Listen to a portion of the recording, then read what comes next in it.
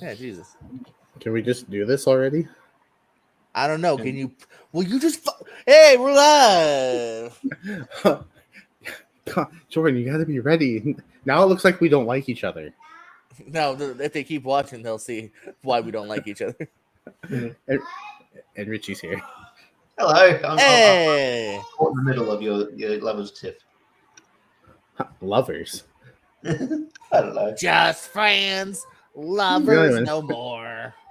Like each other. Welcome back to a late night edition of the Lonely Marks podcast. I feel like I have to be playing the music. Yeah, I feel like okay, good, because you did say that in a very essential way. So you should play the yeah. Welcome back. Lonely Marks. Are you a lonely Mark? Do you like sweaty men? Well, then you're in the right place. Are you lonely? Are you in the mood Mark? Are you in the mood for a grand slam? Oh, 2 nights of Grand Slam and Wednesdays and Fridays. I was with it until you said, "Are you ready for a grand slam?" Ready for a Grand Slam? Well, we do got to talk about Grand Slam Night 1 at some point. We do. Why don't we just kick off with that? Because we saw it. Not watching, 1, not 2, but 3 titles change hands last night on Dynamite. 2 of them were actually kind of surprising to me. I would not have predicted. Chris Jericho will go down as a Ring of Honor World Champion, defeating Claudio Castagnoli. I felt like Claudio didn't have it that long, but Jericho's your champ now. The least surprising to me was Acclaim defeated Swerve in Our Glory for those tag titles here. I kind of felt like the pay-per-view was kind of a setup of like, will it work? All right, it will work. Let's do it.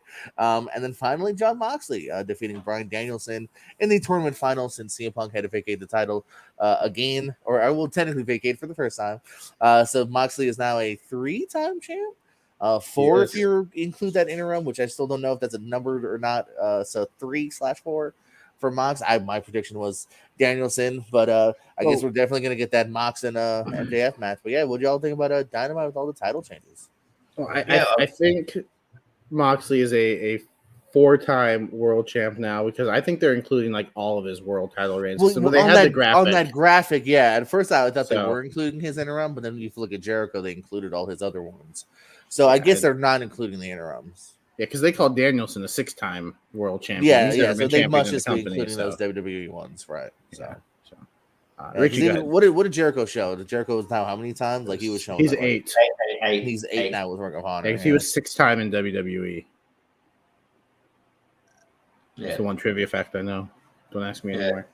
I guess we could like start off with the Jericho thing. I would have liked to see Claudio have a bit longer reign, but I get why they put on Jericho, especially like when you think about like when AEW was just establishing themselves on their feet, like it was a good decision to make Chris Jericho the first AEW champion, because you going into TV, you have like a recognizable name that's most all wrestling fans would know, and even people who aren't wrestling fans will know, and so it gets people invested. So I'm wondering whether like maybe like they put the title on Jericho because maybe they got a TV deal or Ring of Honor coming out, and then it's like it'll get more eyes on the product if unless that TV's going to debut soon. I think that's a good claim of if it was happening.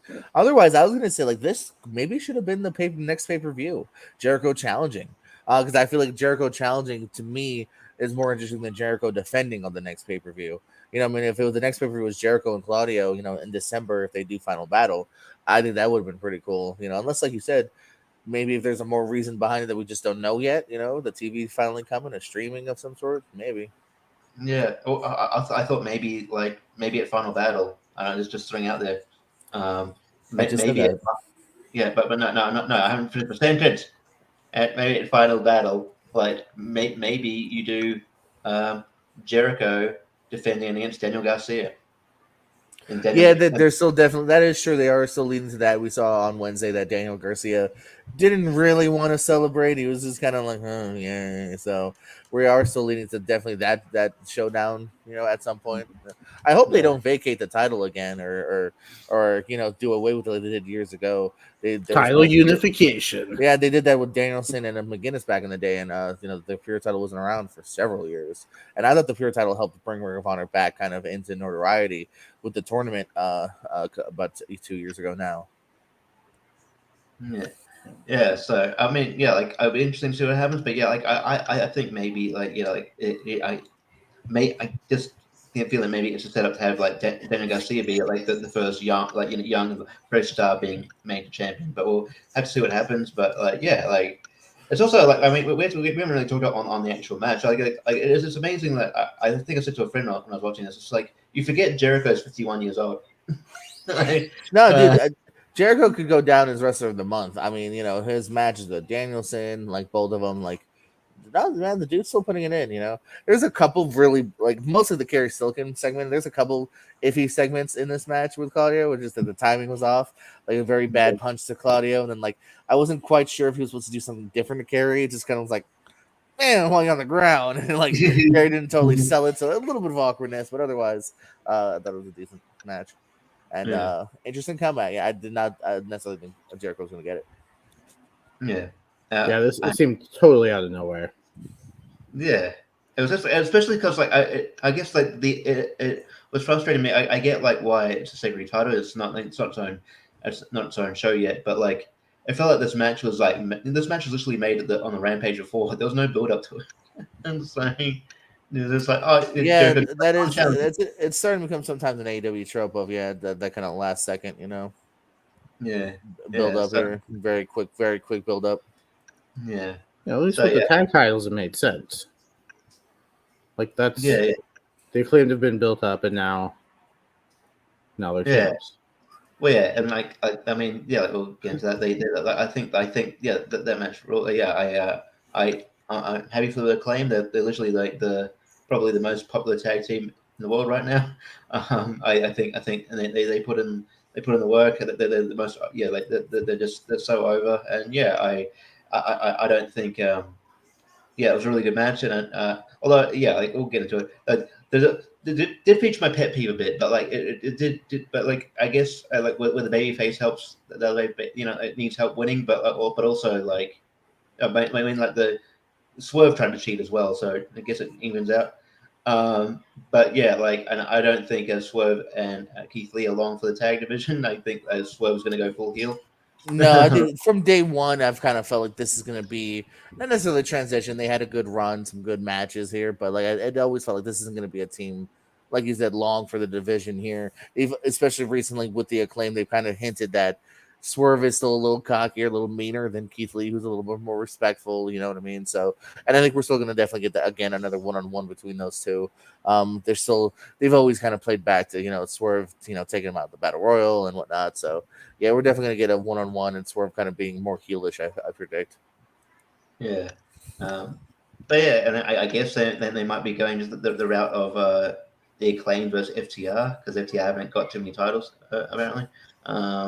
But to be fair, like their AEW tag title run was pretty wasn't that memorable because they didn't have it that long. Yeah, and they even said that in one of the post scrums. They were asked like, "What's left?" And they're like, "Well, honestly, the AEW titles again because we didn't have that great run that we want." So like they have said it before that like they're not totally fulfilled in AEW as far as their title runs. So I definitely do think FTR will be getting another title shot / run at some point. So maybe sooner than later. Yeah. Let's just hope that if they are the first challengers, that the Acclaimed are not transition champions. Because I would love to. I hope not. They're too over to be. Yeah. I don't know if they're necessarily going to have like a super duper long run, but like I would imagine at least get past whoever challenges them first. Yeah, I can see like a Jurassic Express length run. Like let them hold them for a few months before you drop them. And also, you don't want like a transitional run with both belts because I'm pretty sure. Well, we'll get to it. I think Moxley is going to be a transitional run because I mean it's quite obvious MJF is probably going to beat him.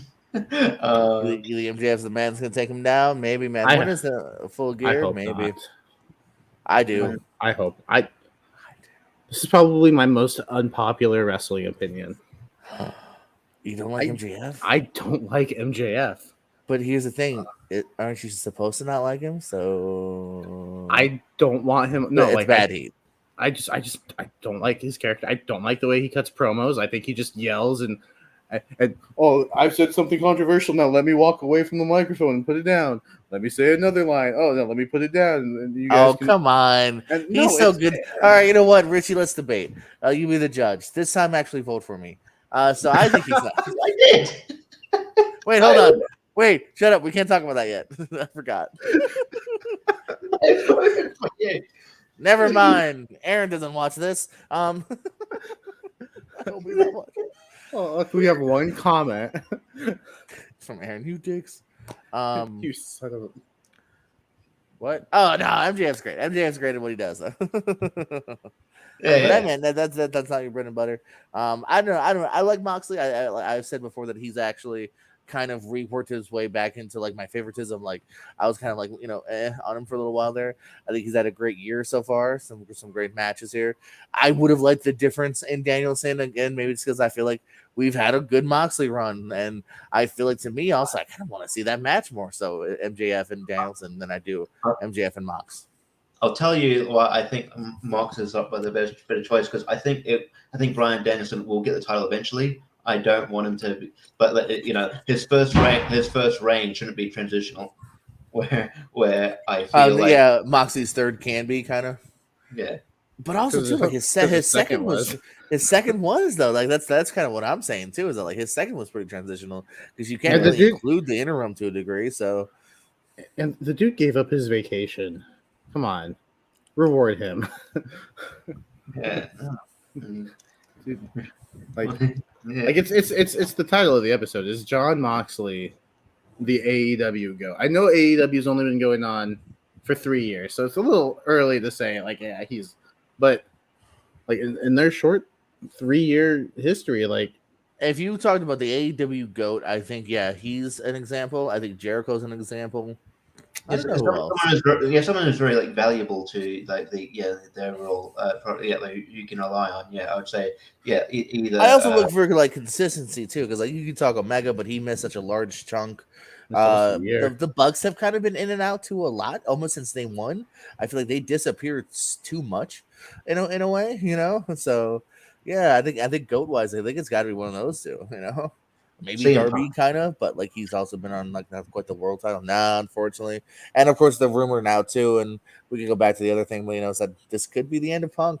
Supposedly they might buy out his contract, and which sucks, man, because it was what a high we started with Punk, with the whole debut. Like I remember it being a thing and a true like tell me that wasn't like a truly like special moment in like years. One of the most special moments of Punk coming out, and of course there's the great memes now of like 1 year ago I can't wait to work with young talent. 1 year later I hate all these fuckers, like all these brats. So it would be a real tragic ending to what started off as something really cool. But I don't know. I hope that's not true, but it's looking like it's quite possible. Yeah, I don't know how you bring it back into the fold without like at least some sort of serious mediation. I don't know how like it's tough, but because like he's clearly one of the most over guys in wrestling. But I don't know how you And I don't know if anyone else. I don't know if this has burnt him out again. Would he? I don't think him and Triple H got along. So I don't know if WWE's clamoring or if he's clamoring there. Like, I don't think he's interested enough anywhere else. I don't know. He could go back to WWE on Fox backstage. Is that still a thing? It is not. Because all of those guys are in AEW. Or in AEW, or have been in a, which is a good transition because there was a debut on Grand Slam, wasn't it? Yes. We got the debut of Saraya, formerly known, of course, as Paige here. So quite interesting. She didn't do anything, right? She just kind of came out. She came out. Britt Baker jumped out of the ring, and even though there were 4 of them, they just stared at her. I know. I love when that happens. So it reminds me of like I always go back to the Sting against like Brian Cage, Ricky Starks, like Taz, like old man Sting with a bat, no offense, and like here's giant Brian Cage and Will Hobbs all like, okay, hold on now, you're a 59-year-old with a bat, we're good, bro. Like, come on, man. Same thing like here. Like, why would the three of them not just like be like, what are you gonna do? You've been hurt the last like 5 years. Like, do something. There's one of you. But I'm guessing she's going to be an active competitor. I think that's the idea. That's what I wanted to know. Any does anyone have any scoop here? I mean, is it just on wrestling? Well, yeah, I think are we getting like an Edge Danielson comeback? I think that's the idea. Yeah, like she before she got left WWE, she hinted that she was very close to being cleared, and I think she might have been. So yeah, and I think it'd be good. I mean, well, the women's division AEW's got a lot of issues, but like it would definitely be a good kind of like boost if she was able to, someone who's like a legit huge star. Like, she got a huge reaction. So she did, man. Yeah, you can't deny that reaction she got here, and as another one, like it pikes my interest here because that was somebody that we didn't get a lot out of. You know what I mean? Like we definitely didn't reach the peak of like ever being like tired of her because she only had that hot, quick run before that injury. So like I think this will be a real big boost if she is back able to wrestle here. And I hope so, man, because it was very sad that story ended, you know what I mean? And hopefully it's not, just like we've seen with Edge and Danielson. And I love that these comebacks are even possible if it's what's happening. Sort of annoying me like that, when you think about like when people think about like women's revolution, they always think about like what Charlotte, Sasha, Becky, maybe Asuka or something. But there was like Paige was instrumental in kind of. Absolutely, I was gonna say like I don't think Asuka. I think more like Paige comes to my mind along with like the other three. Yeah. Yeah, like Paige and like I feel like that the first like really big decent match and feud like was on NXT. It was like Paige and Emma. I think Emma gets a lot of. I think Emma was actually she gets overlooked. Yeah. I think like Tennille Dasher was really good, but she only had a short run as well. So yeah, like anyone remember when Emma would dance in the ring? Yeah, and then she should hang out with Santino or something as well. I got to dance with her at a house show. It was awesome. It was this close to kicking you off, Jordan. I'm just saying that one was great, dude. I wish I was still there based on just the house shows, because going to FCW NXT house shows, I got a lot of like fun little like Elias when he first debuted was more of like a homeless man, and he would like legit be like, tip me, and like you'd hold out dollar bills and he'd take your money. Elias would straight up take your money. So like I can say Elias took my $2. Baron Corbin sold me a hot dog. I sat on Trent Beretta's lap because he was Santa. Like I got a lot of fun little NXT memories, FCW NXT. I knew all one of them those was too. Dancing with Emma. Yeah. I knew all of those too. I took a quiz because it was just me and Dutch, who you've seen on a show about shows. Like we're the two like fat dudes that are like, we don't care. Like no one else is doing it, and so she came right over to us. Like we're like, hell yeah, we'll dance in front of everybody. With Emma. I miss Emma. Yeah. I'd heard some rumors of like, hey, you never know, because she had left Impact. Like she's left Impact, so yeah, she's free. And she's dating, I believe, Madcap. Moxley. Oh, and they love Madcap. At least they did before. They still do. Him and Solo had actually a pretty good match last week or so. So yeah, for the North American title that he had to relinquish because he wasn't supposed to be in the match. Yeah, that's defended on SmackDown. We could get at that. Yeah, that was silly. It's like, I thought that was a great idea, because all the the family or the whatever they are, bloodline. Thank you. I was like, somebody tell me I'm dumb. The bloodline. I was like, oh, that's a good idea, because now literally they're all strapped except for Crazy Sammy, who's not even real bloodline. So I thought that was a cool idea. Like, okay, there's a title, because you're not going to take the IC off Gunther. He's not really a Raw guy, so that's a good way to get around it by being like, oh, he's the NXT champion, and they just did away with it on Wednesday, and they're gonna have another ladder match or whatever. Yeah. But the logic was like Shawn Michaels goes, well, you weren't, like I have to take the title off you because like you weren't the fan vote, you weren't in the match. I'm like, well, why did you allow the match to start? Why didn't you just go out Why did you allow it? Why did he defend it? Like, yeah, it definitely feels like a backtrack of like, well, maybe we should, you know what I mean? Like, just think ahead. It doesn't sound like they thought ahead. And I thought it fit too. That's what annoys me. Is I was like, that logic fit me, because like, that way the bloodline all look like badasses, Yeah, also, if you want to be, and we're leading into Survivor Series, which is brand warfare usually, and What are they doing at Survivor Series this year? Matches. War Games. And that's been an NXT thing in the last few years. So NXT by Triple H. Now that Triple H is in charge, he's like, let's bring that shit to the main show, which makes sense. Yeah, I saw an interesting thing. If WWE and AEW could make a trade, how fair would this be? John Cena goes to AEW to do an entrance with the Acclaimed. Just one, they can rap back and forth. Yo, listen, Prototype's here, and he's here to say, in exchange, WWE gets William Regal to announce War Games. Yeah, I think it's a fair trade. I think AEW wins on that. Yeah. Who else can announce War Games the way William Regal does? That is no offense. Well, you're also not right to the degree of like it's a match. They've already announced it. It's been online. Like I don't know. Like it is missing. Yeah, but we don't know who's in it yet. So.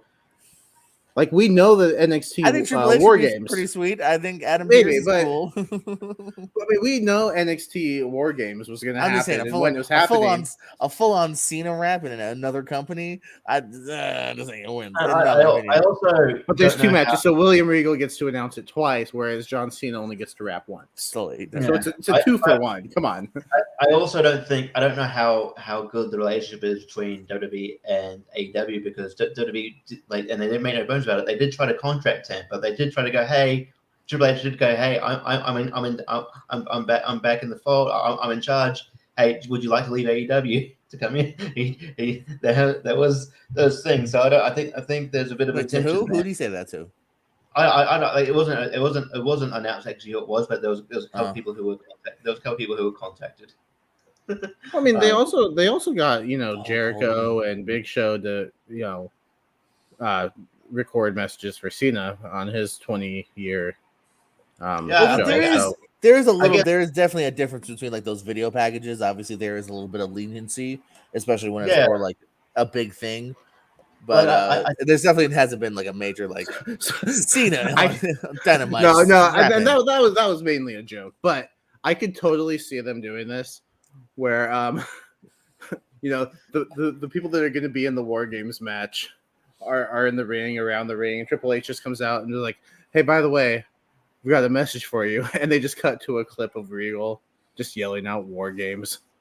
Yeah, and that's the way they announce it. Yeah, I think I was just doing an archived thing. But we own that footage for you. Yeah, I don't know. Yeah, there's different. Regal looks younger.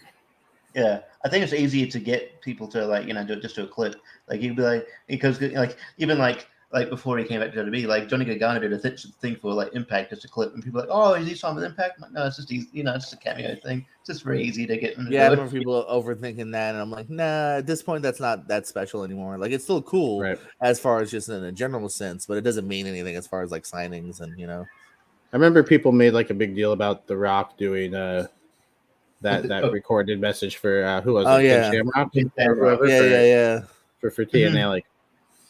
Come on, yeah, he wasn't even in the arena. Like he legit like filmed it on his cell phone and like what's that? Ken?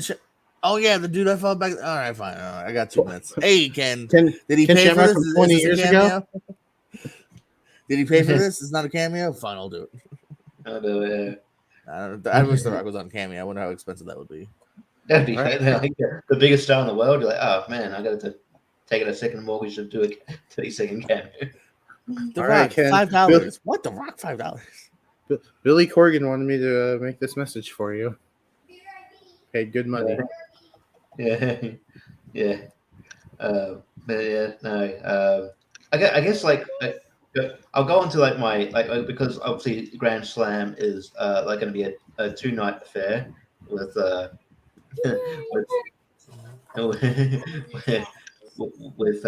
Rampage as well. Yeah. But so what's going on? What's going on Rampage? Because we had like 6 title matches already. So you got what? Darby Allin Sting versus House of Black, which I guess is because that's another thing we get into. Malachi Black no longer in the company. House of Brody King. Yeah, Brody King and Buddy House of King. Yeah. It'd be interesting to see where Malachi Black ends up. 2 hour event too. We're getting Friday. Yeah. Now, I guess the reason I sort of brought up Rampage is because like I mean, I like most of the stuff, but like the stuff they're doing with the TBS title is just stupid. Like I don't. Okay. On a side note, and this includes that, what is AEW's obsession with these random rappers? Like, and we're supposed to care. Even this week with the Acclaimed, I was like, I kind of did a double dip of like, who lives in the mask? Who is what? Is that Lee Moriarty? Oh no, it's a random rapper. And they built up this girl with Diamante. And then she came out like, am I supposed to know or care who Trina is? I was gonna get into that, yeah, because like I think like AEW has this issue with the CW does where like they don't feel like they need to explain things. You should know. It's like, oh, here's DJ Woo Kid. I'm like, I had to do it. I'm like, oh, he's from G Unit. I get back in the day. Yeah. They've done this several times, especially with rappers. Now I know how people feel with indie wrestlers because, like, sometimes they'll be like, "Here's Mance Warner," and I'm like, people are like, "Who's that?" I'm like, "I know, it's awesome." Now I know how they feel. They're like, "Here's Trina," and they have she had such an entrance where I'm like, I feel like I'm supposed to care, but I certainly don't.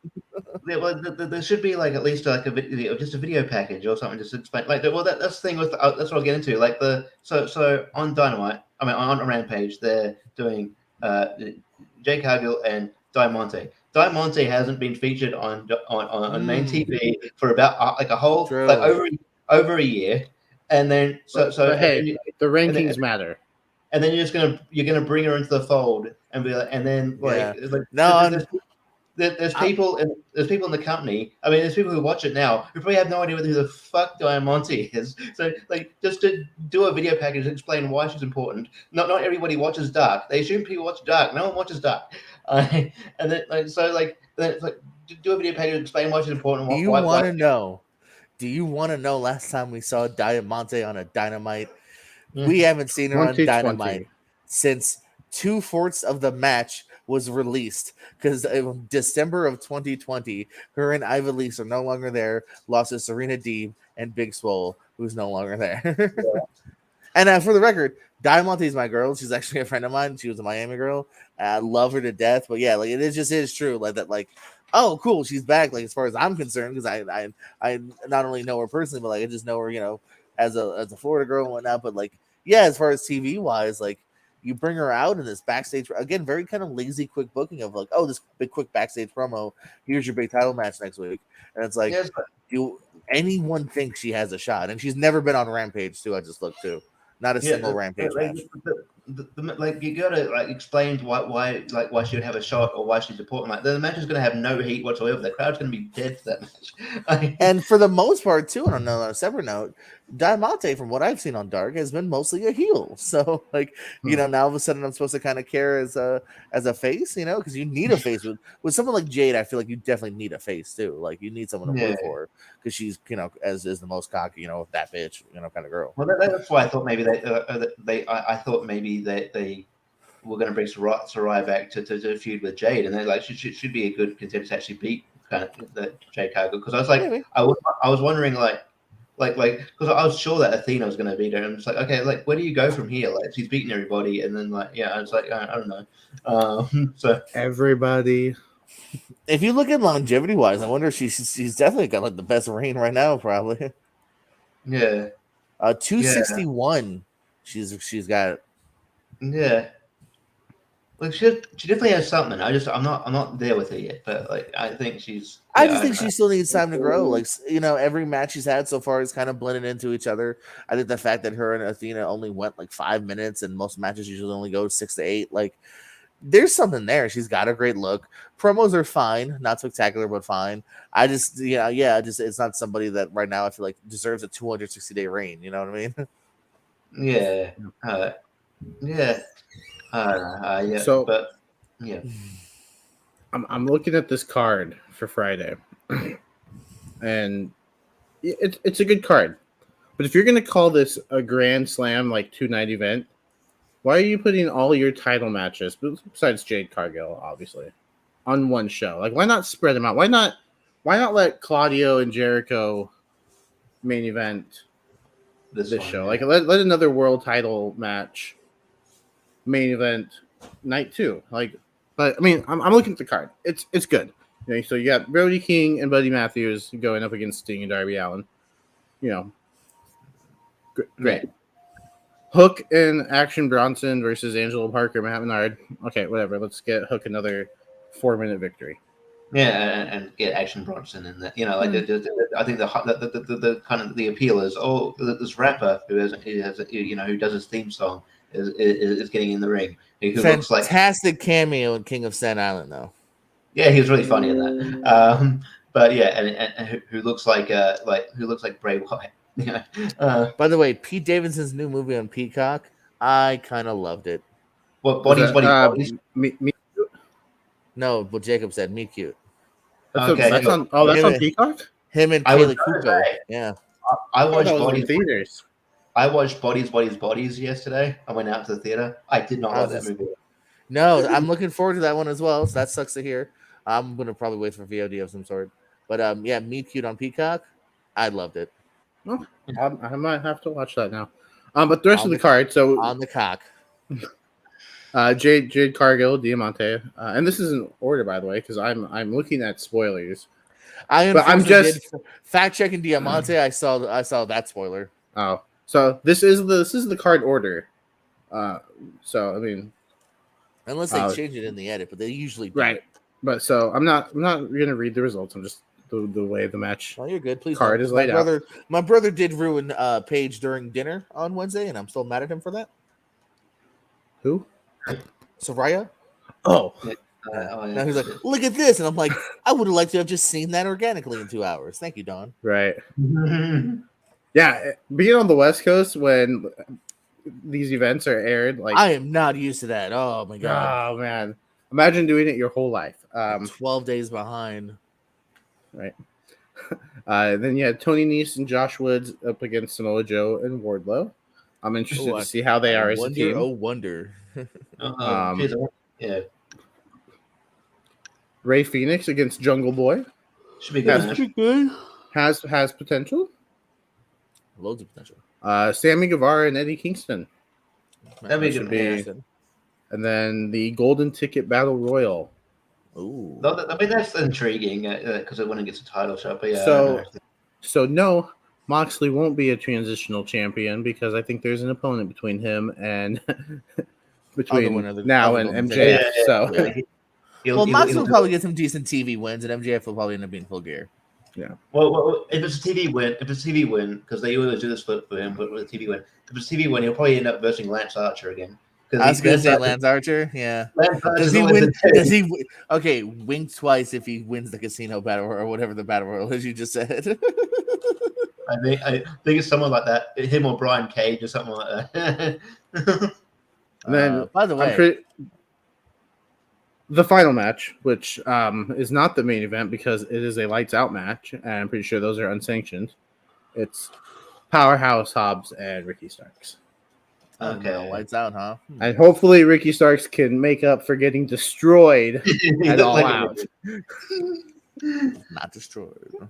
He was thoroughly beaten, but not destroyed.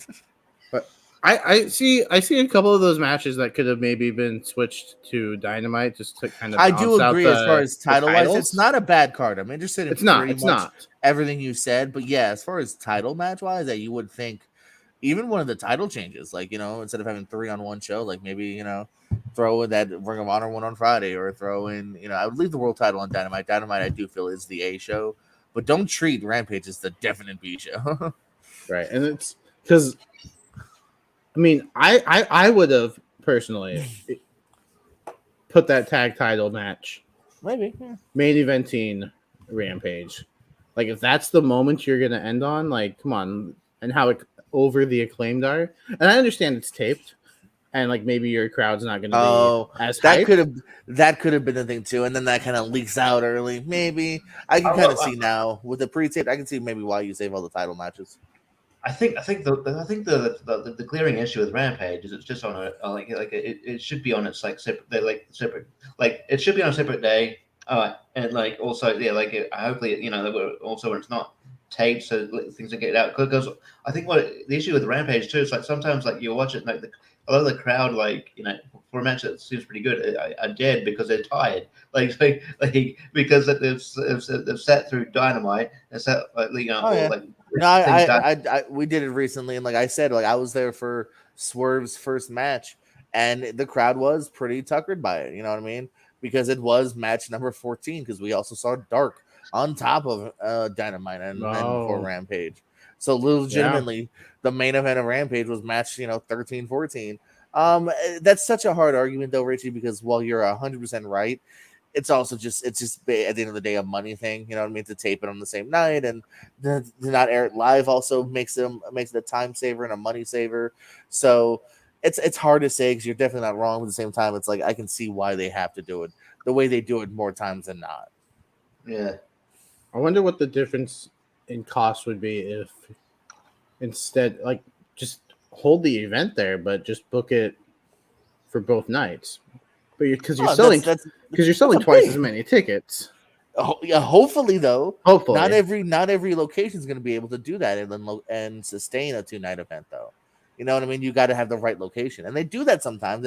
You'll see them promote like Advil Gear will be this town on Friday and we'll be a close town on Saturday or Sunday. Like, so it's got to be the right thing though. You know what I mean? Because it is a lot more. You know what I mean? Now you're renting out a huge arena that's relatively expensive, and hoping that you can draw 2 nights worth of people.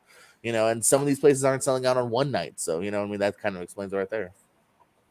And you've also got a Battle of the Belts coming up in like November as well. We got a Battle of the Belts, I think, coming up again too, like November. I'm like, we need one of those because they're very important, apparently. Yeah, that's just a contract obligation, I feel, at this point. Are they I don't hate it. all 8 I'm never gonna no, it's gonna be a 1 hour with 2 to maybe 3. Unless people get hurt. And then it's like the first one where it's like 1.5 hours. Just going to be the FTW Championship. Oh, God. And the AAA Tag Team titles. We need more titles in AEW stat. Yeah. Like 4 of them aren't even theirs. Oh, I guess speaking of titles, I got a question. Okay, because I've been weary about this. I've been confused about this for a while now. Is Parker heel or babyface? Yes.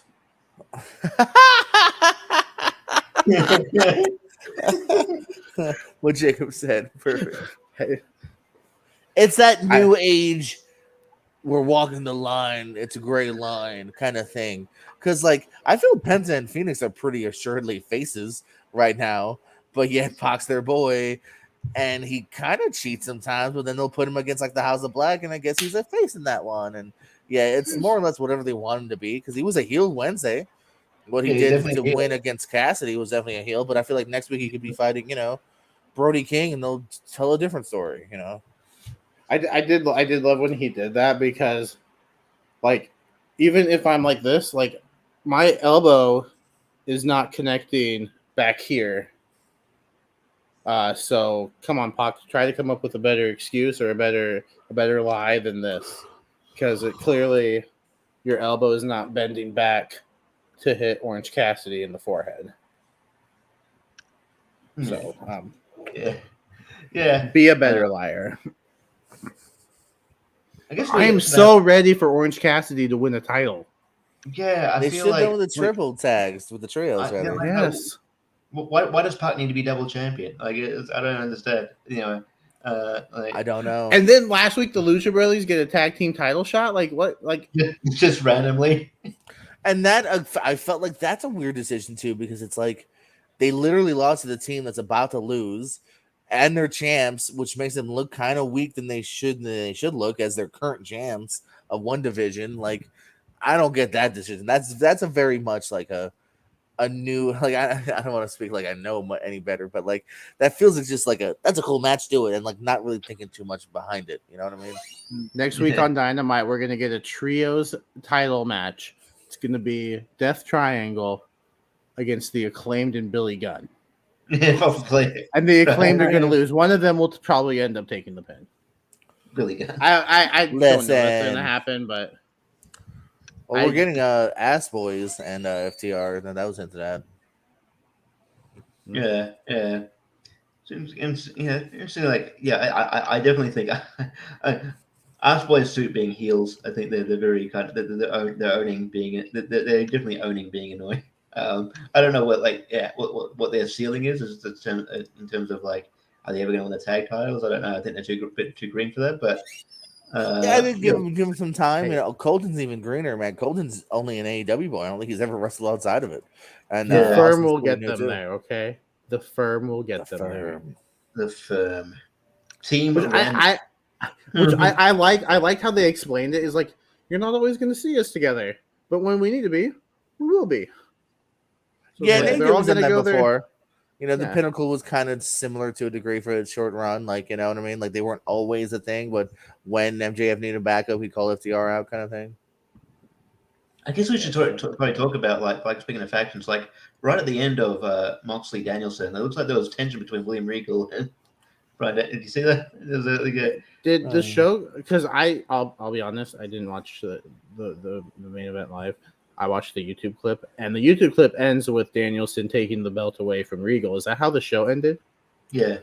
On my DVR, the show literally ends 1, 2, 3, ding, ding, ding, end. Okay. They must have went right to, if not past 11:01 or 02. So I'm wondering if they just didn't time it correctly, and it was Danielson gonna give the belt to Moxley, like, hey, yeah, you earned this. And which I'm surprised if that is the case, that they haven't posted that on YouTube, like exclusive AEW app. Like, I mean, that's gonna get some YouTube views for sure. Like, following the championship match, this is what happened. Like, people want to know, unless they're gonna show it before on Rampage, like following the conclusion of the match. Yeah, they could save it for Rampage, save it for Dynamite. Yeah. I know, it's a good point. It'd be interesting to see if it ever gets touched upon again. I don't know. I think it's like a bit too early to kind of kind of tease tension between a group that only just formed. Because Danielson did the same thing when Garcia won the Pure title. He kind of snatched it the same way from was it the ref's hands or someone's hands, and he put it around Daniel Garcia's waist. So I wonder if it was the same sort of thing, like just him being gracious in defeat, but also, you know, kind of irritated that he lost. Yeah, I mean, it's a decent wrestling trope of, you know, I'm pissed, but damn it, you got me. I mean, you know, I'm mad about it, but it happened, and I'm respectful, you know, kind of thing. Yeah. But it'd be interesting. It'd be interesting to see. I think at the end of the day, I think like Daniel Garcia or something is going to be in the Combat Club. Whether that means it's going to have like a bigger faction or someone's going to be taken out of it, I don't know. But like, yeah, I'd rather just be a bigger faction, I guess. But also like the Jericho Appreciation Society is pretty big. Yeah. I thought was interesting. Like Claudio did an interview recently, and he's saying that he wants a woman on, like, you know, a woman on, like, you know, a woman on the faction. Which, yeah, I never understood why these factions. If your goal is to, you know, like dominate run the whole show, you know, like, you know, you'd want to go after every title, so you'd want a woman on your faction. But there's a lot of factions that just don't have it. So like, but Soraya. He mentioned Serena Deeb, which I think would fit very well. Yeah, to say Serena fits more of that mold than I was just thinking another ex-WWE person. What happened to that one chick? Oh my god, I can't remember her name. She was really short, and they were high on her for a little bit. She get hurt? I probably need more details. I need more than they were. She was really short, and they were high on her. She was like a wrestler. And I know who you're talking about. Yeah, Layla Hirsch. She got injured. Oh, okay. Because I'm saying she fits that mold too. Like if she was back, yeah, they were high. They were obviously high on her to a degree. So like she definitely fits that mold of like, I'm a badass. Yeah. Speaking of the Blackpool Combat Club, now that Claudio and Wheeler Yuta are no longer champions, they've kind of mentioned going after the tag titles before? Do we see them start teaming up and kind of going the tag team route? Maybe. They teased it. Was it last Ring of Honor pay-per-view to going after FCR for the Ring of Honor tag title? So I don't know if that is a thing that's going to happen, or And that could be a good Ring of Honor match if they're not doing Motor Machine Guns as I had hoped. Yeah, I would. I want that match.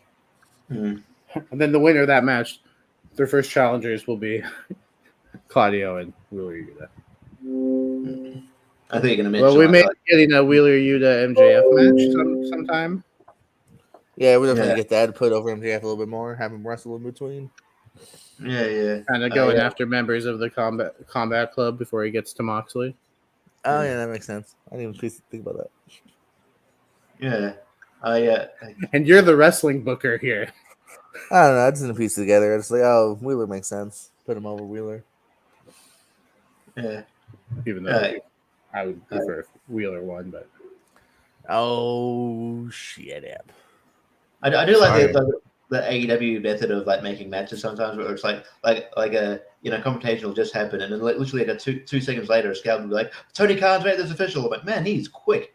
And that's the graphic ready. That's how we got Wardlow and Samoa Joe. It was like immediately. Yeah, whoever made the save came down, and then as they were doing this, and it's just been made official. Tony Khan for next week. Tony Nese and Josh Woods against Samoa Joe and Wardlow. Oh my goodness, that was quick. Yeah. Tell me you didn't already have that planned. Tony Nese, by the way, is underrated. I feel like cool. Like he was only underappreciated in WWE, so I'm like, oh, cool. He'll get a fresh start in AEW, and he's still like treated like a geek. No, murdered by Wardlow. Tony Nese is not underrated. Tony Nese is underutilized. Yeah. I think we are properly rating his ability and recognizing that. I think he's definitely underutilized, though. I will agree on that part. Like he could be a great Ring of Honor pure champion. I think he could be a great TNT champion. If they defend that belt, I don't know. Looks like they're going. Are they going in the direction of like doing maybe like the television champion versus the TNT champion with like Samoa Joe and versus Wardlow? I don't know. Title unification. I feel like there's more challenges out there before you do like a champion versus champion. Anyway, maybe there isn't. What's the one thing we haven't done in our company yet? Unification. China unification. You got to unify. By the way, speaking like that, like it was announced, like I think Thunder Rosa announced it herself, but like she said, like she's going to be out for the long haul or whatever. Like she's so at that point, just make Toni Storm the champion. Just make it. Yeah. How long do we wait? Yeah. True. How long do we wait? Yeah. Just as long as Punk, apparently. Well, Punk wasn't that long, but if she's gone for a while, just how long we win? Just make Toni Storm the champion. Yeah. I don't. It just feels like it's not as important because she's the interim champion. No, just make her the champion. She deserves it. I mean. Yeah, and why are the interim champions making more defenses than the actual champions were before they got hurt? I don't know, and like, I was gonna say, I'm looking at Wardlow. He's had 2 real meaty defenses, and that was over a month ago. His last 2 have been Tony Nese and Ryan Nemeth, which both didn't last the 2-minute mark. Yeah, I think his last good one was Orange Cassidy, right? Jay Lethal, and then before that, Orange Cassidy. That's right, yeah. But even Orange was about 5 minutes longer than Jay. Yeah, that was the match where I was like, "Oh, is Orange Cassidy going to actually beat Wardlow? Are they going to surprise us?" And then, Wardlow's first defense too was at Fyter Fest. I don't think after the MJF thing, I don't know if they really know what to do with Wardlow. To be honest, they just like have him come out there and okay, you're going to versus this guy, but there's no actual, I don't know, there's no like trajectory for him really, unless they're doing something with Samoa Joe. But yeah, I just feel like like Wardlow was like, Wardlow is really over, and I think he's cooled off a bit because they don't know what to do with him. Yeah, because the Jay Lethal thing hasn't been that great, and that's really been his only kind of feud. Orange Cassidy was a good match, but it was still kind of his first defense against another face, so like that's hard to really root for him in that case. Wardlow, who's only been under contract for about 4 months, but has had like 80 matches in the company. Yeah, now Brandon, just like Lights Out doesn't count, even though it's airing on their program nationally. Yeah, filmed by their cameras. The Lights Out thing is stupid. You can't tell me that Adam Cole's undefeated when I clearly saw that he lost to Orange Cassidy. They're not. It was unsanctioned, Richie. It didn't count. Such a stupid loophole, just so you could still say those words. You got it. Okay. Hey, you remember when Adam Cole and Britt Baker won the Owen Hart tournament? Yeah. Yeah. Oh, good, because I was afraid nobody else did. Yeah, you don't carry on the belt anymore. I feel like we can't add like this. We got to talk about this because we talked about it on thing. Like, okay, so Logan Paul and Roman Reigns, eh? Yes. Logan Paul, the most deserving number one contender of the last decade. I will say this. Like, yes, it doesn't make like he's only had a couple matches. It kind of you can read it like it's salty. Like, but like the Crown Jewel's a different animal, man. Like, they're at the mercy of like the the royalty there. They'll do what they want. So it's like, hey, we want Logan Paul because he's like this crossover star. Okay, you get him. So I don't feel like Crown Jewel's really like canon in that way. It's just like, okay, the Crown Jewel's just gonna be silly, just bullshit and dumb. It doesn't matter. It's gonna be a 5-minute squash match. I guarantee it. Yeah. Like, they how much money you want to bet? No.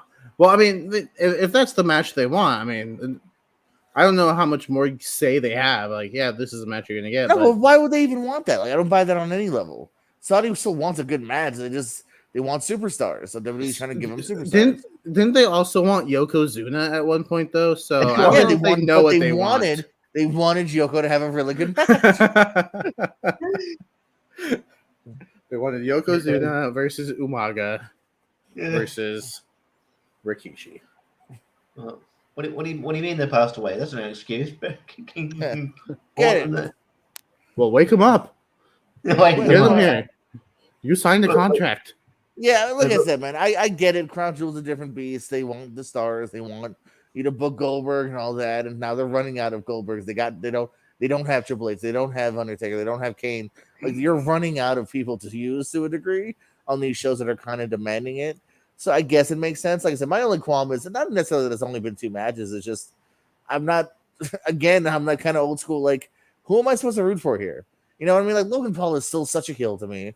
You know what I mean? Like, I don't really want to root for this guy. I'll watch him, but like as far as him versus the Tribal Chief, I don't know. I'm just lukewarm on it. It might be a good match, and I get why it's happening, but it just doesn't tickle my fancies.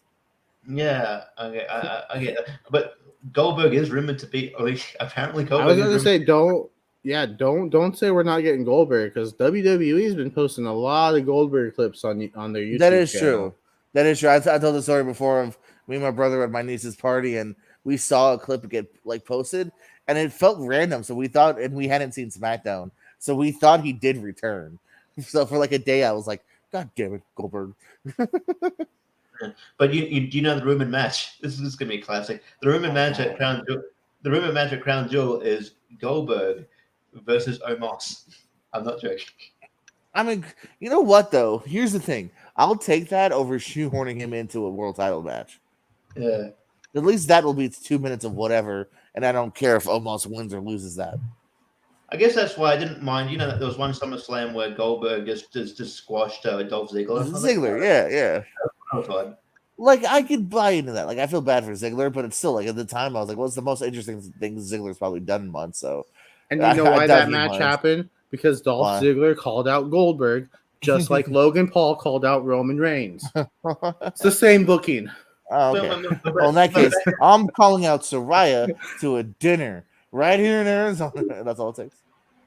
But now she has to hear you. Jericho tried to call out Goldberg, and Jericho tried to call out Goldberg in WCW, and they never actually had. They never actually did a match because anyway. But yeah, he called out Greenberg. I don't know. That's a Ben Stiller movie. What? Yes, it's Ben Stiller. Never heard of it. Yeah, failed that trivia question then. I've never claimed to be good at trivia, which is why I write trivia. This is why you're the Paiges List champion. Longest reigning. Are you? Probably. Longest reigning. You're the Brock Lesnar. I'm the Dean Ambrose United States champion of.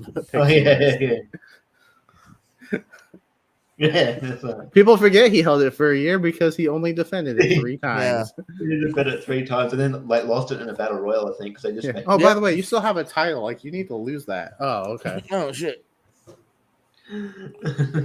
I'm pretty sure like sometimes he didn't even carry it to the ring, like for It's like, oh, the that's right. 6-man Oh, tag matches.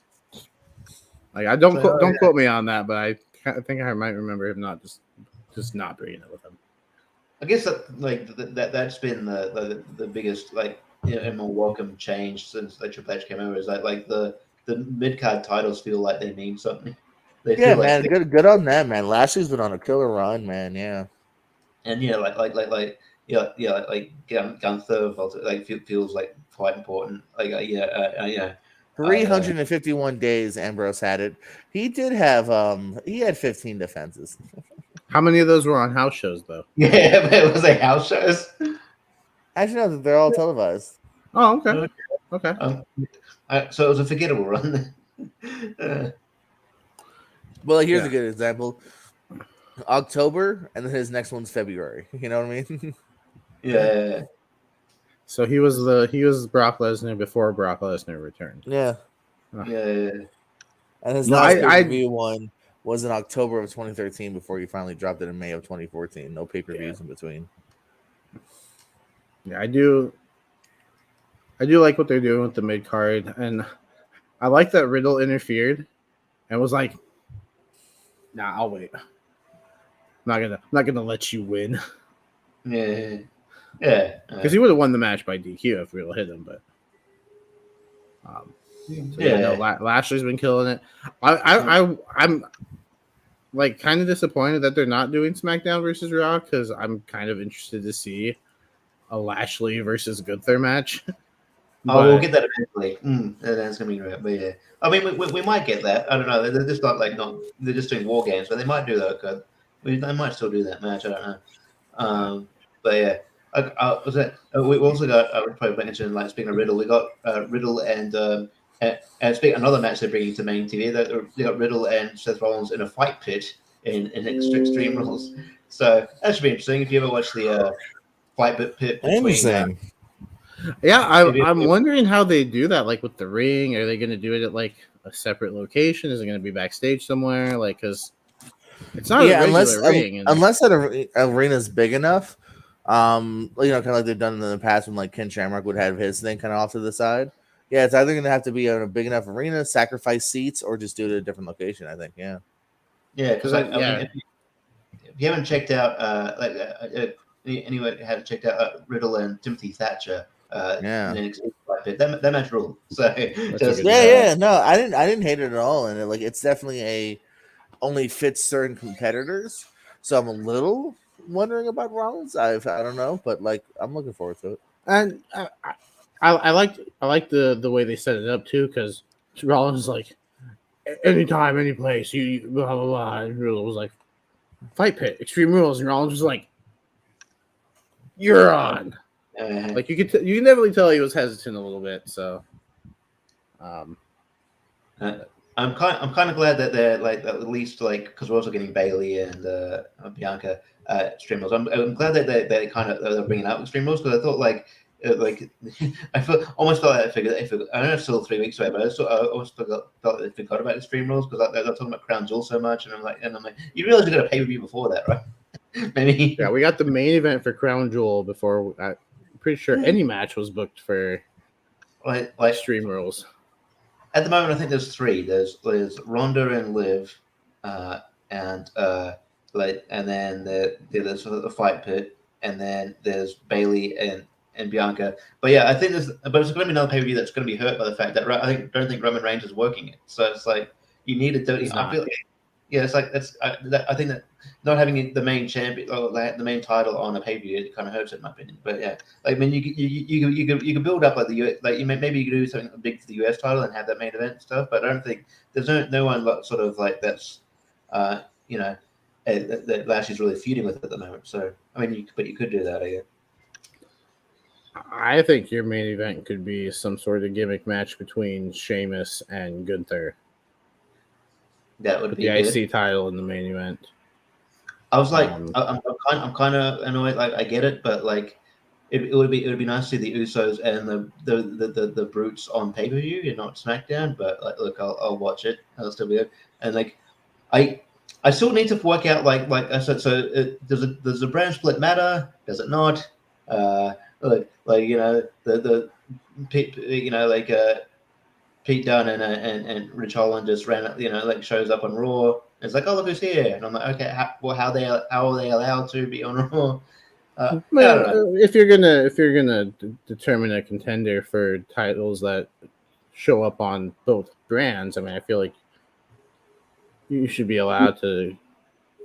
You can't like, all right, well, this month it's gonna be a SmackDown team. This month it's gonna be a Raw team. Like, I kind of see why they're letting teams and not. I mean, at least they're not doing it with just like random single stars, are they?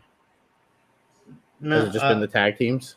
I think it's just been people who've been in a kind of got a program going. So get in that sense. But I just feel that maybe there's just been some explanation, like maybe they got that rule going on. You know, like certain people can come in. I'm like, yeah, just be like, like because otherwise, why doesn't just like other SmackDown people just come and go, I want to challenge for this Raw title. But I don't know. Yeah. I don't think there should be a brand split anymore. I think one main title, one set of tag titles, one women's champ. I think they need to unify the women's champ next. I'm actually in the middle of you, Jacob. I don't mind the brand split because I do think ideally the idea behind it should be let's get more people on television. You know what I mean? You have your Raw roster, you have your SmackDown roster. Obviously, it seems like every single time that gets lost in the shuffle because we see Street Profits on both shows. We saw the Brutes on both shows now. But I saw in that case, I kind of defend it because I want to see that roster get spread out. They have so many talented people, and some do get lost in the shuffle just because there's only so many hours a week.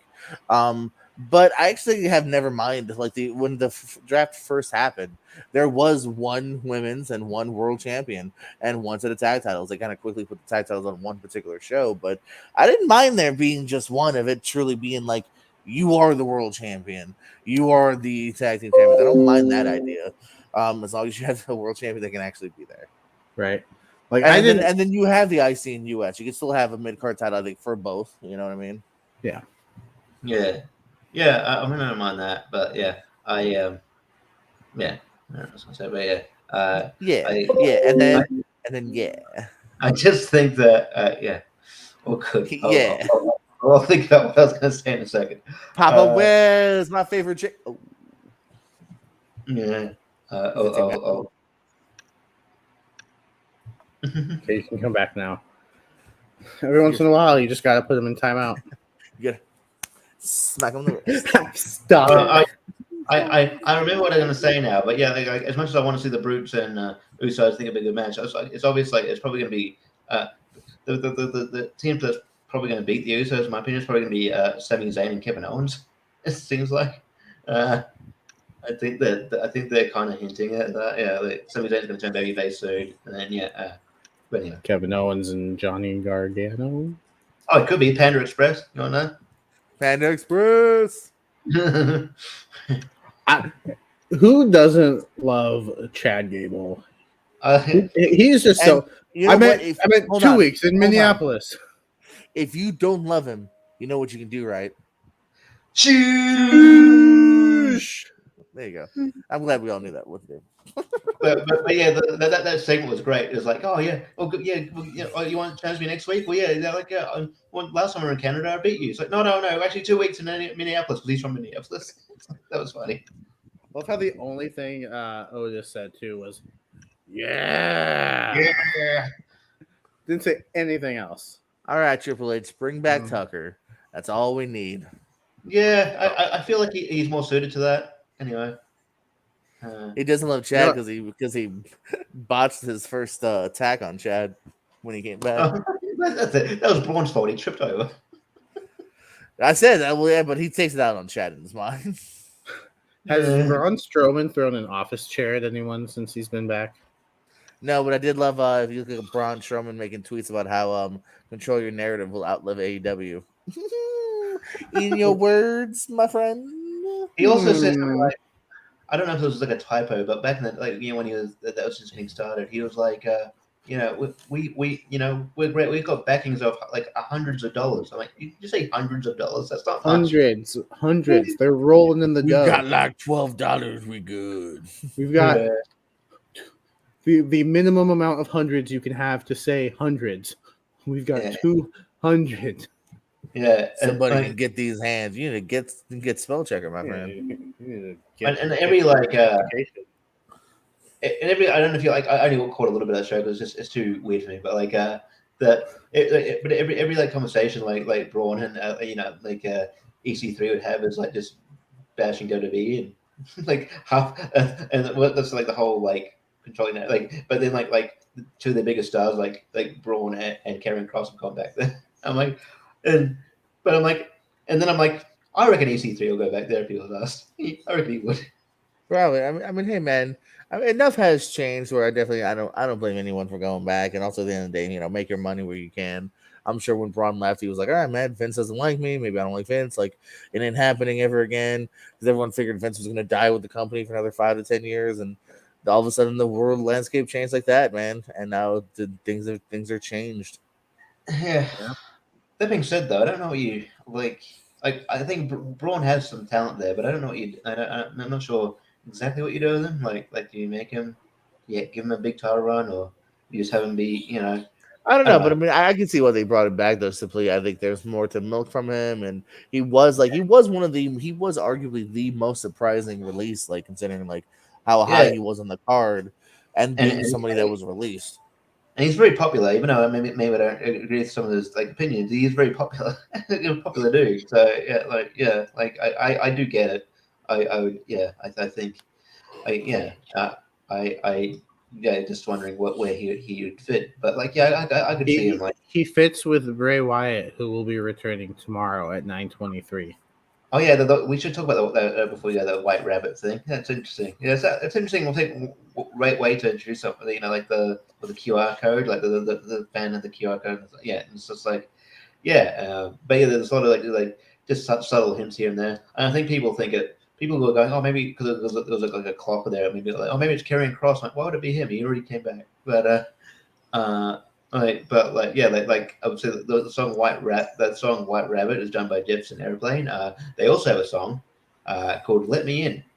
So just a subtle thing there. But yeah, I definitely think it's Bray Wyatt. I think Bray Wyatt was this character I think he just best fits WWE in my opinion, just like that character. I mean, it would have been cool to see him in other places, but I think there's just there's untapped potential between with what Bray Wyatt can do and like his creativity. So I'm looking forward to him coming back. But yeah, I'm 99% sure it's him. If it's not, I think everyone thinks it's him. So if it's not, it'll be kind of disappointing. It has to be someone quite big if it's not him. But yeah.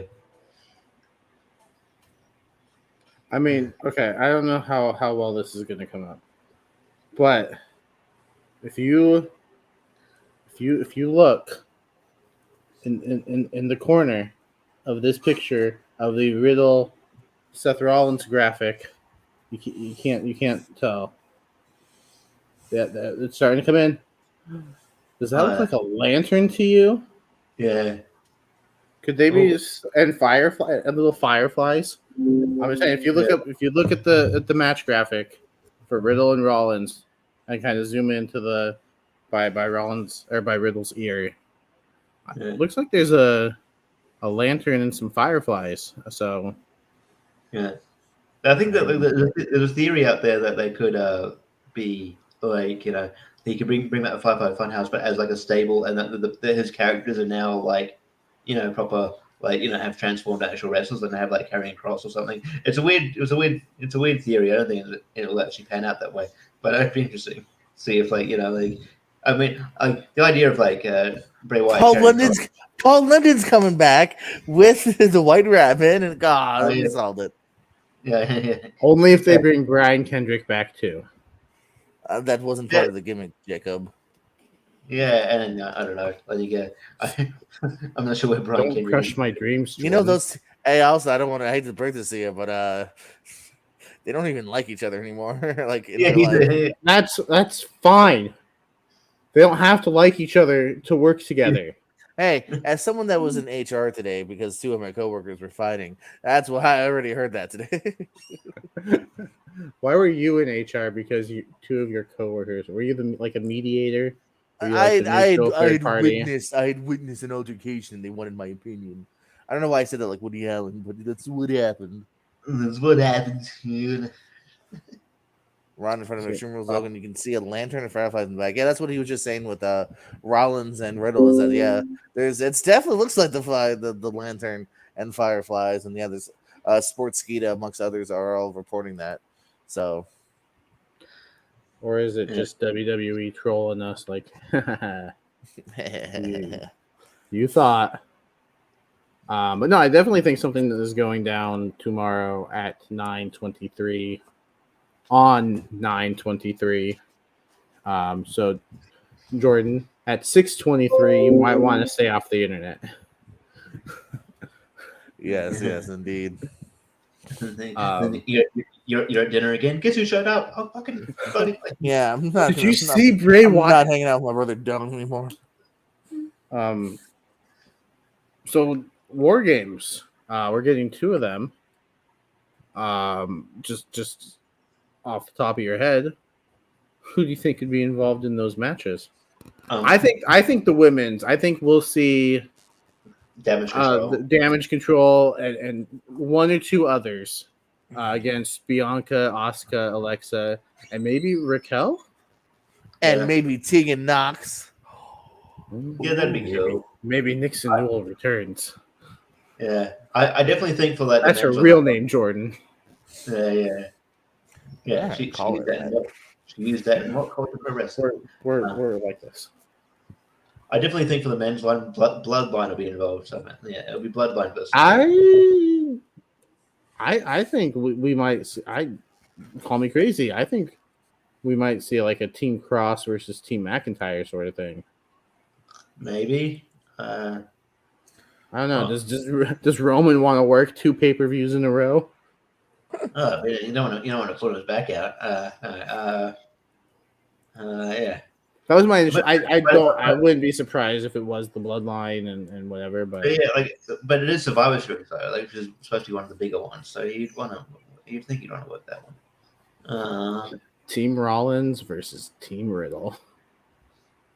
Fine. But I has like Bloodline versus maybe you get like Team Kevin Owens or something. I don't know because I think they're building towards that as well at some point. But and I don't see that being a Mania thing.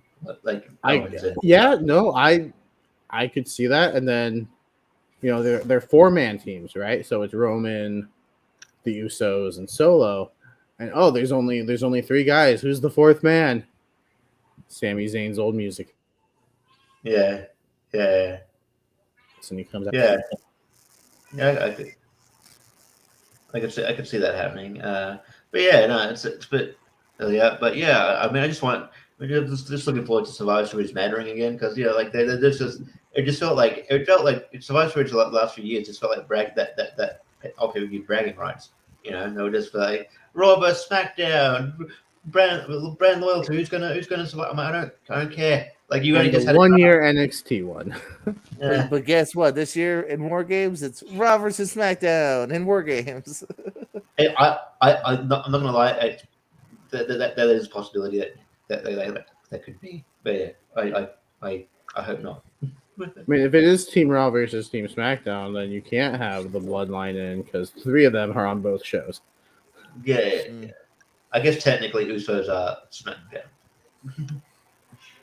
And so is has Roman even appeared on Raw? Like, no, and I think that's been a stickler with the network that Raw's on. I think USA want Roman on the show.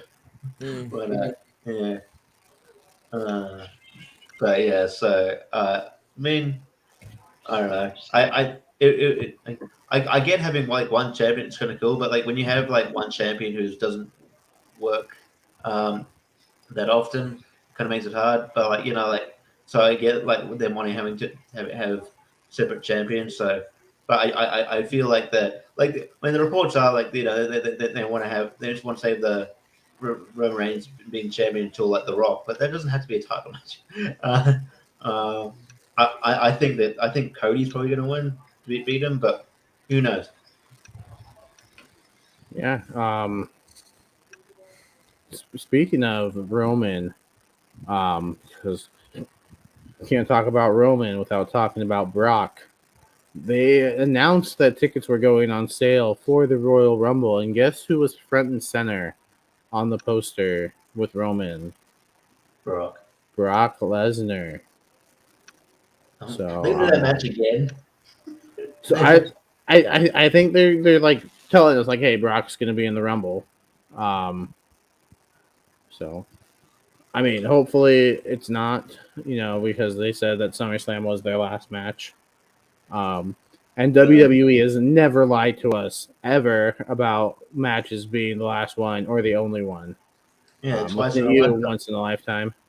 Yeah, twice in a lifetime. Yeah. Yeah, like I don't know, it'd be cool to have Brock. I've never really been like, I mean, I know sometimes it makes storyline sense. I've never really been a big proponent of like wrestlers winning Rumbles back to back. I'm like, no, I understand like like if you want to have them win like multiple times eventually, that's cool. But yeah, I don't know. I just like I like to have like a refresher between the two. I sort of think like Cody or something should win the Rumble or whoever. Let's right the wrong from last year and give it to Riddle. Possibly, I could see that. That'd be fun. But yeah, it'd be interesting when Royal Rumble comes up. We could whenever I'm I watch Royal Rumble with my friend. We just sort of I like put all like 30 numbers on this like wheel thing, and then I like spit it, and then whatever number it is, okay, that's your number. Whoever wrestler comes out that number, that's your pick for that. That's Let's go Hornswoggle. Let's go Hornswoggle. One year, like my friend would just piss himself laughing because like I spun like number 9 or something. Number 9 was Kurt Hawkins. I'm like, let's go, Kurt Hawkins. I will say though, you get lucky. I got lucky the year Shinsuke won. I got Shinsuke, and it was him and Balor in the final 2. And I've never been more invested in a match because there was money on the line. I was like, come on. So do you do that thing as well? That I just we've done that. Me and at Wheels' house actually. You guys have met Wheels before. I think we've done it over there. Wasn't it Nakamura and Reigns in the final 2 that year? No, isn't it Nakamura and Baylor, or is it Nakamura and Reigns? I think it was Reigns, but Balor was in there. Like he was. I think Balor was eliminated by Reigns. And now I'm just trying to remember for my own trivia purposes, because who knows if this could come up, like in a match between me and Jordan, coming up at a future time, in the King of Wrestling with trivia. Yeah, no, you're right. It's Reigns. 5 points to me. Suck it, Jordan. I win. Reigns, moving on to the finals. That's the one question in the match. I've had the easiest path. I would get it now. I've had the easiest path to the finals. I played Wheels. 4. I played Wheels, who was laggy half the time. I got a bye to the semifinals because somebody dropped out. And I have a one question against Jordan, who he didn't even know. Wait a minute. This was not the official match. This was not the match. This was definitely sanctioned under official Wrestling with Trivia rules. Yeah, well, you're not going to win the King of ASAP tournament. That's for sure. Because I'm not in it.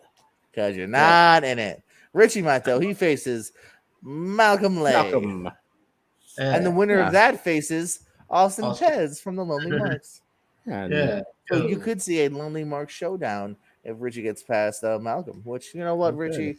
Don't tell Malcolm, but my money's on you. Cool. Hey, Richie, don't tell Malcolm, but my money's on him. Okay. Jacob, don't tell Richie, but I agree.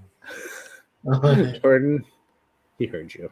Oh, no. What? Was this live? Rewind. You know where else you can find Jordan and Malcolm doing trivia? This past Monday on the Trivia Triathlon. Very right first on one. This channel. Right on this channel. Gonna bring it back hopefully soon. So keep an eye out for that. Maybe we'll get Richie involved next time. Yeah. I totally asked him and then was like, hey, he's taking too long to answer, so I asked someone else. Oh, true. I must. What a must good friend Jacob is. I think it's one of those things where I saw it there and then like in my head I replied, but in reality I didn't.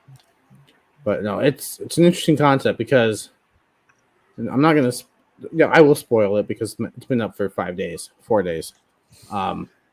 We had one Jake Tato in the match, and he did not come in last. Who came in first though? I don't remember. I don't think it matters. No one. But just tell us anyway. Let's see. It was Tato, Malcolm, right, Ryan, and then none of those guys won. Who was the fourth competitor? Who's the current champion? I don't have champions right now. No, but you do. Match. I feel like that was to crown the first champ, and it's me. Wasn't. I am your Triviathon champion. Whoa, triathlon. Let's not Triviathon. That's a different thing. Oh, my bad. That's me, guys. We're not raising this guy. I'm the champ of this guy's league. You know, I don't know. You're not because there's no champion right now. But it's on my bio. It's on my trivia bio. No, but we're gonna be. I will be looking to do that again, keeping some sort of point system, kind of a standings thing, and then you're gonna find me a contender. Cool for my title. I got you. No, then maybe at the end of the. At the end of the year, maybe not this year because we started so late, but maybe at the end of the next year, top 4 will go, and your winner will be. Honest. Let's be honest. You're gonna do this in a year? Absolutely. If I can, I only have to. I'm only trying to do it once a week. I'm not trying to do like 3 matches in a week, and it doesn't take that much planning. It was what 40 questions and. 2 rounds involved me naming a movie and a random percentage or copying and pasting a synopsis of a movie. So really the only prep that goes into it is me writing 15 questions. And if I'm only doing that once a week, like I think I can handle it. I mean, you could continue to help write for ASAP. Well, that sounds I've got 20 questions written. I've just never been asked. I say all the time, it's open to you guys. Just to let me know. You want to co-host or one of the next ones? I don't know. You schedule the matches. All right. You let me know, and if I'm available, I will join you. Exactly. All right. Yeah. Can I write the questions for my match with Malcolm? Sure. Yes. And then I will rewrite them all. all those answers are wrong, Richie. Yeah, we're just rambling now, so we'll just end it here. Well, I was going to run down the Impact pay-per-view if you want. Oh, yeah. I'm sure the special. We got live on either YouTube or their Impact Plus channel tomorrow is Victory Road Friday. So that's going to be an interesting card here. They're only 2 weeks away from their really big Bound for Glory. That's the pricey pay-per-view, like a normal pay-per-view. You got to buy for that one. But this one, again, for like $5, you get PCO and Vincent versus the Motor City Machine Guns, Shelly and Sabin. Tasha Steelz versus Killer Kelly. Mike Bailey defending the title against Delirious. I'm looking forward to that. Delirious is still putting on good matches and is in killer shape. Only wrestled occasionally for Ring of Honor because he was the booker, so looking forward to that. Jordan Grace taking on Max the Impaler. That should be pretty cool. With Sinister Minister in her side. They sadly stole a match that I thought I created, and then I found out Impact's already done it, which is the Triple Threat Revolver match. The winner will challenge for the X Division title at Bound for Glory. In this, you have the loser Laredo gets Kid. Shot with a revolver. How'd you know? Laredo Kid, Alex Zane, Kenny King, Trey Miguel, Black Taurus, Mia Yim, Frankie Kazarian, and Yu Yamura. I believe it's triple threat, and then like they insert a different person every so often. I forgot how they worked it, but I came up with a mess. I came up with a very similar match type of style recently where I was like, oh, it's elimination style, and then every like 3 minutes someone has to leave and another person comes in until everyone's been eliminated. But I guess Impact did it first. To that end, I thought it was really funny, like, because I watched Impact. They announced this match, like Scott D'Amore announced this match to Mike Bailey, and he goes, oh, like, yeah, you've been doing great. Your Exhibition title reign is getting attention all across the world. And he mentioned, like, he goes, oh, yeah, from Laredo Kid, Black Taurus, basically, he just ran down people who already work in the company. It's like, it's like, Kazarian, who's like, yeah. He goes, oh, you're getting attention. Well, that's different. You're getting attention from Jacksonville. Kazarian's been like, he goes back and forth between the two. So it's like not totally different. Like if you said like, oh, we're bringing. I do see what you mean. Yeah, it's them trying to hype stuff that's like, oh, they're already kind of there. They're already kind of there. It's like, yeah, it's like the biggest news was like because he announced that after he announced like the Delirious thing. That's big news because Delirious, I'm like, oh, Delirious being on the show is pretty cool. But then he's just like, all these people, like your more is already there doing some matches. So yeah, he's just like, it was, way to go. Yeah, it was just weird. Like it was one where you weren't supposed to think, oh wait, but they're already under. They're all pretty much there. Yeah, they're all pretty much there. Interesting storyline going on with Mickie James, kind of pulling the Ric Flair from a few years ago with WWE, saying next time she loses, it'll be the end of her career, and she's working her way up to a title match. So her versus Giselle Shaw. That one's a pretty obvious victory. After she loses. But also probably true. 6-man tag, the world champion Josh Alexander is teaming up with Rich Swann and Heath Slater to take on Honor No More and Eddie Edwards, Matt Taven, and Mike Bennett. And then it looks like what the main event's going to be Barbed Wire Massacre. Sami Callihan, Steve Macklin, and Moose.